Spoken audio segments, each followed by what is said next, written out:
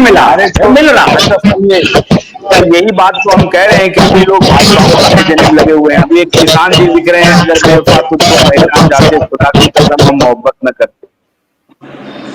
आपकी बेवफाई में तो ये कहते हैं कि ये आपके तरफ से आ रहा है कि बेवफा अगर हम तुमको पहचान जाते तो हम मोहब्बत न करते। लेकिन सोने लाल जी तो कहते हैं कि मैं पहचान गया। सोने लाल जी कहते हैं कि मैं बेवफा को पहचान गया था, फिर भी मोहब्बत किए बैठे था, क्योंकि आकर के रोज कहते थे कि शील्ड मिल जाएगा, शील्ड मिल जाएगा, शील्ड मिल जाएगा, और शील्ड मिलने के चक्कर में हम फिर लग जाते थे। सबसे बड़ी चीज है सर, इस तरह का था कि उस समय या सहारा इंडिया के बारे में अगर कोई उल्टा सीधा बोल देता था तो वहां पर कार्यकर्ता जो है कि मारपीट फंसा देता था, और उसको तब तक परास्त करके नहीं छोड़ता था जब तक वो पार्टी हार न मान जाए। चाहे वो कार्यकर्ता हो या कोई आम नागरिक हो, उसको वहां पर एजेंट से बगावत होता था, भले कलेक्शन छूट जाए आज का, लेकिन उसको हरा करके ही आगे बढ़ता था कि नहीं हमारा कंपनी है, हमारे सहारा श्री भगवान के रूप है, वो पूरे दुनिया का पालनहार है, इस तरह से जो है कि आप क्यों बोल रहे हैं, वो बहुत महान व्यक्ति हैं, इस तरह का जो है कि दिया जाता था। और उस समय सर हवाई जहाज से लेकर के हेलीकॉप्टर से लेकर टीवी चैनल सब कुछ भरपूर था, जगह जगह जो है कि धरातल पर दिखाई देता था कंपनी। किसी इलेक्शन में भी सर हेलीकॉप्टर आ जाता था तो लोग देखता था, कहता था सहारा का हेलीकॉप्टर आया है, या कोई सहारा के एयरलाइन से उड़ान भरता था तो आके अमित कुमार जी पूछ रहे हैं कि 31 मार्च 2023 के बाद में जिनका मैच्योरिटी पूरा हुआ है, क्या उनका पेमेंट मिलेगा? 31 मार्च 2023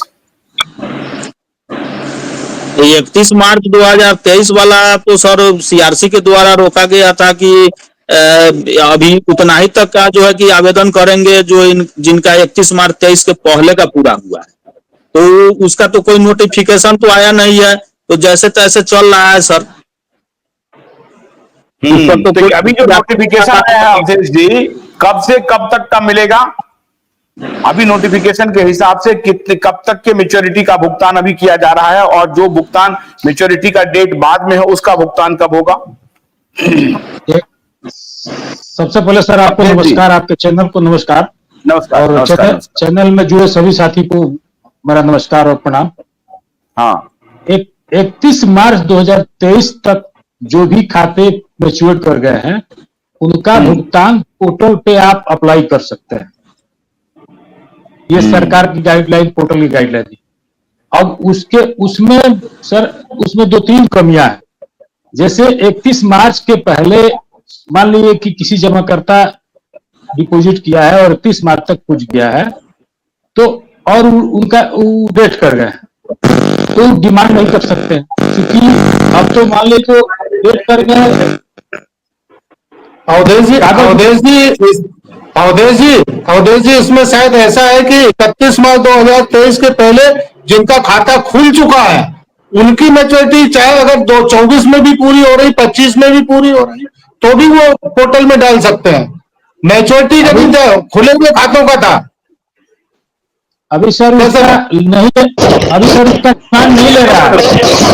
मैच्योर्ड खाते कटियार साहब, मैच्योर्ड खाते हम लोग डिमांड कर रहा है मैच्योर्ड खाते हो सकता है सर। उसमें सर जो जिनके नाम से कागज है अब डिमांड उनके नाम से करना है और वो है नहीं, तो उसका कोई सोल्यूशन नहीं आया है। उसका सोल्यूशन सर होता था किसी का सर माइक खुला है, आवाज बहुत ज्यादा आ रहा। हाँ आप बोलिए जी। तो उनका सर जैसे कि अब उनका डेट सर्टिफिकेट, आधार कार्ड वगैरह हम लोग बना के लाते थे और कोर्ट से पेपर बनवा के ब्रांच करते थे, और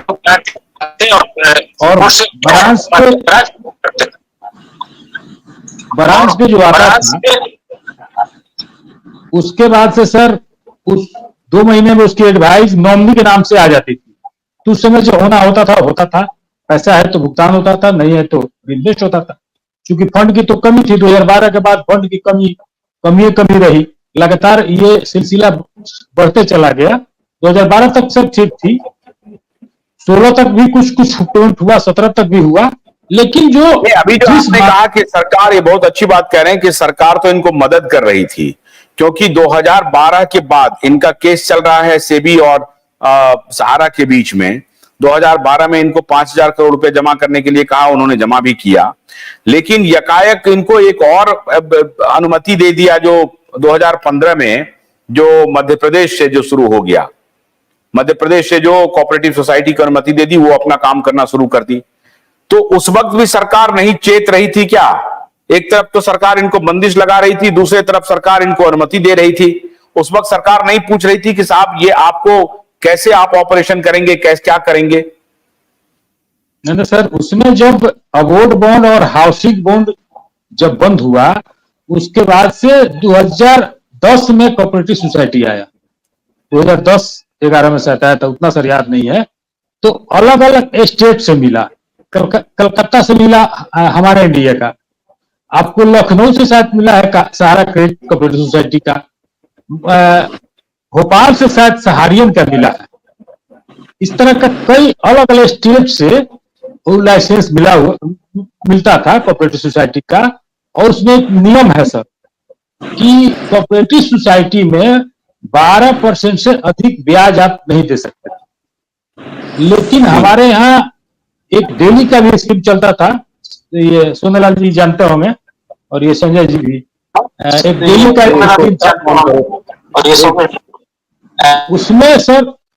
उसमें सर इंटरेस्ट बहुत कम था, तो सारे स्कीम को एक साथ जोड़ के पैरेलल जोड़ा जाता था तो 12% पहुंच जाता था। इसलिए 5 साल में 4 महीने में डबल का स्कीम था। इसलिए 5 साल में 4 महीने में डबल का स्कीम। बोलिए सर। और ये सर जितने भी फाइनेंशियल कंपनियां हैं उसमें सोनेलाल जैसे बता रहे थे, तो उसमें सर ये होता है कि डेट एक्सटेंड होता है, क्लोजिंग का समय जैसे मार्च क्लोजिंग है तो 31 को तो हो नहीं जाता है, 15-16 अप्रैल तक मार्च रखता है। अभी LIC में हम देखे हैं कई जगह, बहुत सारे कंपनियों में होता है, जितने भी फाइनेंशियल कंपनी है वो अपना व्यवसाय बढ़ाने के लिए, बैंकों में भी होता है कुछ जगह।